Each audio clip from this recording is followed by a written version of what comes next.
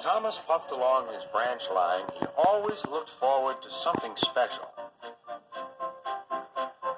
The sight of the river. As he rumbled over the bridge, he would see people fishing. Thomas often wanted to stay and watch, but his driver said no. What would Sir Topham Hatt say if we were late?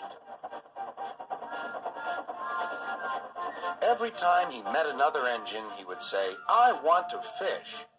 But they all had the same answer. "Engines don't go fishing." Silly stick in the muds, thought Thomas. One day, he stopped as usual to take in water at the station by the river. "Out of order." "Bother," said Thomas. "I'm thirsty." "Never mind," said his driver. "We'll get some water from the river."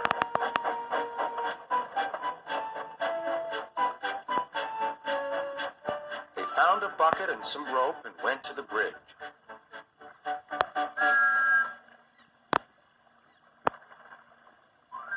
Then the driver let the bucket down to the water.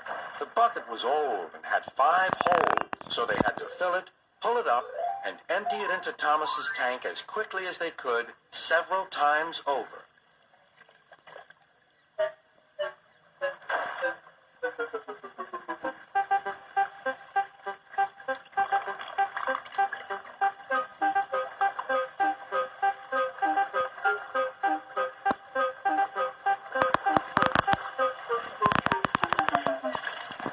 They finished at last.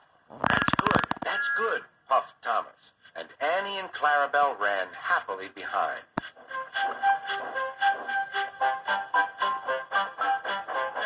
Suddenly, Thomas began to feel a pain in his boiler. Steam began to hiss from his safety valve in an alarming way.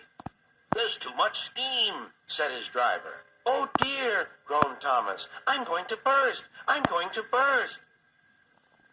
They damped down his fire and struggled on. "I've got such a pain. I've got such a pain," Thomas hissed.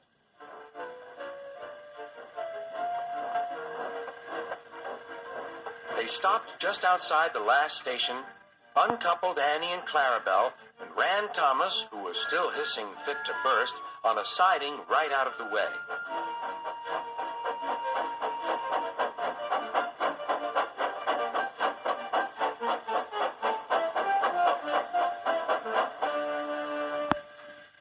Then, while the conductor telephoned for an engine inspector, the driver found notices in large letters which he hung on Thomas in front and behind.